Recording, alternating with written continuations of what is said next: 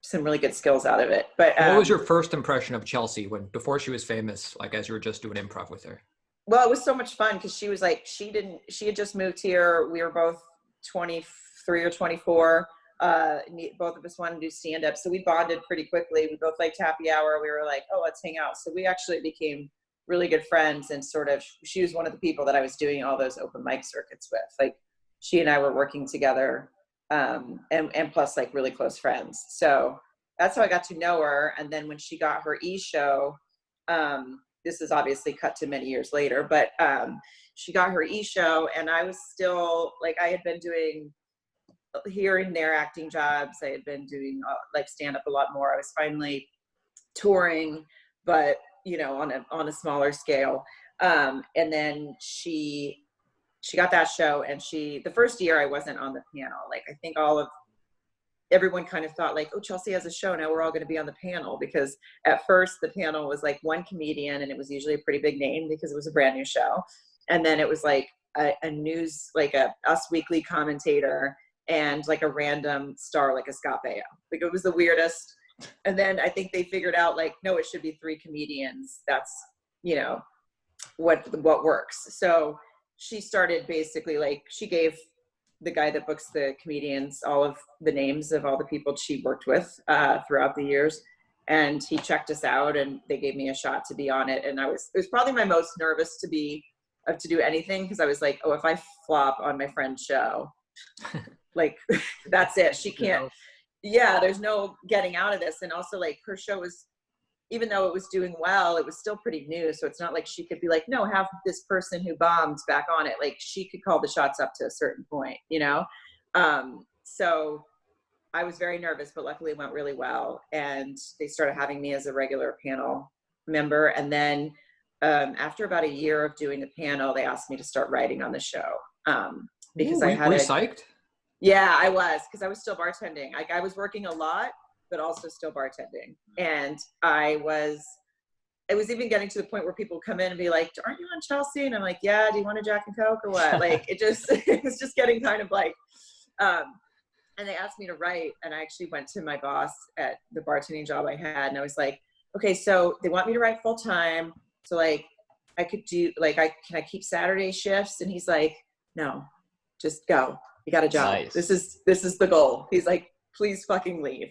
And I was like, but I don't understand. Leave it. Like, it was the only thing I knew. Like, no matter what, like, this guy would let me, you know, go, if I got anything, he would let me go film it and let me come back to work.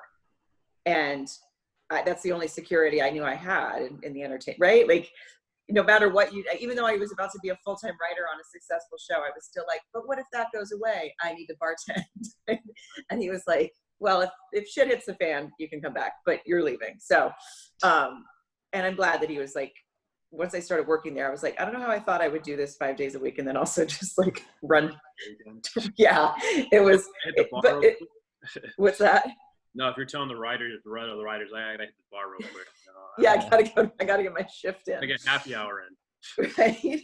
So yeah, so I started writing, and that was cool because she and I had like pretty similar like sense of humor in some ways. So the good thing for me was I would get to stay on the panel and do my own jokes, and then I would also get to write for her. So it really had sort of this cool best of both worlds, where I had a full-time writing job but I didn't feel like it was taking me out of what I really wanted to do, which was on-camera stuff. So it was like and plus we did a bunch of sketches, and then we ended up doing a spin-off show that was like all acting called After Lately. And so we did all this stuff that I got to do both write on and perform in. And that's really what helped me get to where I got to like headline much more and sell my own tickets and write a couple books and all that stuff. So that show for many comedians was really pivotal. And what sort of tips did you pick up in the writer's room for people that have never been in one? Well, one thing I can say for sure is just say it. And when like that kind of show, because it's like a daily thing, right? So we're live to tape. So we're taping that afternoon for it to air that night. And it is just new topics. So everything you had to do was fresh. And there's no time when a topic comes in the writer's room to feel scared that what you're about to say isn't funny. So it's almost like the opposite of stand-up. It's like, it's like we're all riffing, and the first time I said something to where everyone just stared at me, I was like, oh, oh no. Like when I first got into that writer's room, I was like, oh no. And then I watched every other writer in the room do it. So you would just say stuff, and either it would get no response or not get written down or whatever. And I learned to just not hold back, because sometimes the things that came out off the top of your head worked really well. So you just sort of had to take the risk and not feel like you can't go in your office and cry if nobody likes your joke. Like, who cares? You're on the show for a reason, Yeah. You know what I just realized? Just looking at Chelsea Lately Wikipedia, that show was created by Brody Stevens, Brody Stevens. So did you work with him? I did work with Brody. For those who don't know, like, he was the guy who just committed suicide and big name at the Comedy Store. He was the comics comic. Yeah. He's the best. I've known him for years. We knew him from open mics and stuff too. Love that guy so much. And just like the best human. It's so crappy what happened to him. But he was our warm-up. He did the warm-up at the show too. He was the audience warm-up. And he also did panel a few times. It says he created it on Wikipedia. Oh, Wikipedia? I don't. If he did, I didn't know it. I mean, I think it was really created by Chelsea and. That'd be weird for the creator to be the warm-up guy. Yeah. So I mean, I might have something wrong where he might have been involved in how it came together, but I feel like that would be Wikipedia. Weird. Yeah. But he was amazing, and he was a big part of the show. Like I said, he did the warm up, and then he was there every day. And also, she put him on the panel, which obviously, again, not a lot of hosts let everyone do what she did. Like, she was cool about that stuff. I mean, he's fucking hilarious, so he should have been on the panel. But sometimes they keep that stuff separate, and in this case, all those worlds came together, which was cool. It's weird on Wikipedia, if you just search Chelsea Lately's Wikipedia page, she is like the solely credited as creator. It's created by Brody Stevens and hosted by Chelsea Handler. Okay. I mean, maybe there's something I'm missing where he created like the first part of it, but because there was like there was a Chelsea Handler show, which was like her talking in front of like clips and stuff. I'm on Chelsea Lately. Yeah. So, okay. Yeah. No, I mean, it was really Chelsea, and I mean, I don't want to take anything away from Brody if somehow he created it and I have no idea. So let's just say he did. Yeah, just, we'll see if Wikipedia, somebody can fact check us in our audience. Where is it? Where is it on there? Oh, you didn't? Right there. I see it. Yeah. Oh, I see it right there. I see. Yeah. Anyways. I love it. I love that it says that. I mean, maybe. And right over here, if you guys see it. Oh, yeah. Yeah. All right. Anyways. Well, we're not going to argue with Wikipedia. And I want Brody to have that credit, so fuck it. Brody Stevens created it, and he was the best, so perfect. Yeah. And if he did, and I didn't know, then I'm a real asshole. So by the way, So after writing on the show, you kind of mentioned like obviously like things started to kind of like pick up work-wise and things like that.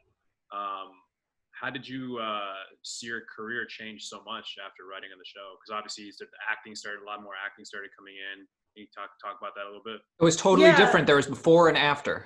Yeah, I mean, definitely there. Well, the good thing was like I said, it gave us all this platform, and for those of us that were touring and stuff, it really helped obviously our audiences, because now people, she let us plug every night on the show that you were on. You could say where you were going, and a lot of people watched it. So suddenly you'd have more ticket sales than you would have otherwise, right?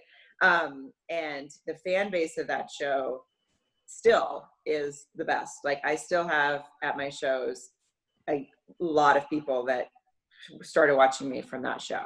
So what you got to do was sort of take from that and make sure you didn't like drop the ball on pursuing your own stuff at the same time as balancing the fact that you were working on the show. Like, especially when it started to realize it was probably going to end soon.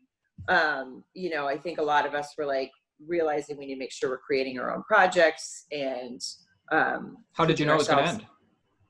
You could just sort of tell. It was running its course. I mean, I don't think it needed to end personally. I think we missed something like that on TV right now, especially since we didn't talk about politics or anything. And right now, I think a lot of people would love to just watch, you know, I mean, Lights Out was doing it, but now they're gone too. But hopefully Well, we they got get The another View. home. We got Whoopi. Yeah, we got The View. Yeah, that's super funny. Yeah. Super light and airy show. No yelling, no fighting. Right. So yeah, I just kind of could tell, but at the same time during it, like I wrote a book during it that actually was a New York Times bestseller. I hit number 5 on the Whoa. bestsellers list. Yeah. What's the so book? that one is called Life as I Blow It. That was my first book. And then the second book I wrote came out right after the show ended, and that was called Has Anyone Seen My Pants? So very dumb titles, but that happens to help. I've learned catches people's eyes, so that's good. Those are great titles. I like that.